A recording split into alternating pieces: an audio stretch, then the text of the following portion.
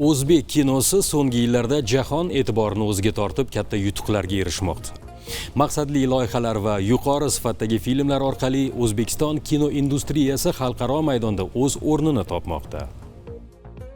Kinoijodkorlar turli xalqaro festivallarda mukofotlar va tan olinishga erishilayotgani ham quvonarli hol albatta.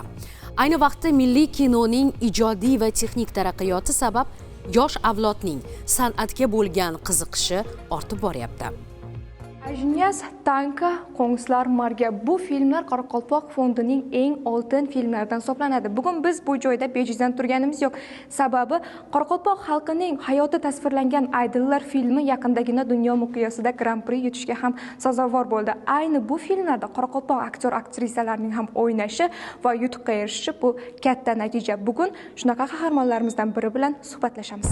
Kino bu oddiy hikoya emas, balki his-tuyg'ular, musiqa, surat va harakatning mukammal uyg'unligidir. Yaqindagina Gretsiyada o'tkazilgan 3-xalqaro kino festivalda O'zbek telefilm davlat muassasasi tomonidan ishlab chiqarilgan Qoraqalpoqlar hayoti aks etgan Aydillar nomli to'liq metrajli badiiy film 3000 dan ortiq filmlar ichida faxriy unvon bilan taqdirlandi. Kinoga kirib keluvim negizі 2017-yili bo'ldi. Hozirgi vaqtda Qoraqalpoq mamlakatlik jaz tomoshabinlar teatrining bosh rejissyori Ömürbek Bekturg'anov sebepchi bo'ldi. Сол vaqtlar u student edi, Ko'rkam өнер madaniyat instituti Nukus filialida o'qiydigan edi. Qisqa metrajli film, ya'ni diplom жұмысының ssenariyini olib keldi. Bugun Qoraqalpoq aktyorlarga imkoniyatlar juda ham yuqori. Sababi men Aydillar filmida bosh rolni ijro etishimni o'zim ham bilmas edim. Lekin rol ijro etishda men uncha qiynalmadim, sababi men rostdan ham qishloq yigiti edim. Bu mening muvaffaqiyat qadamlarimning boshlanishi edi, deydi qahramonimiz.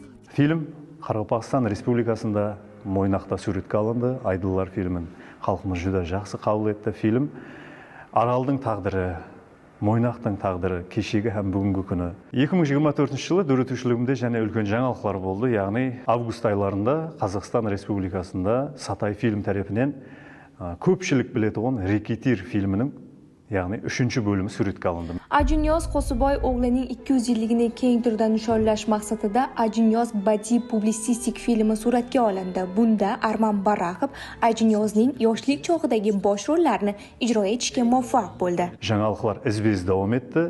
Qozog'istondan ovulga keldik.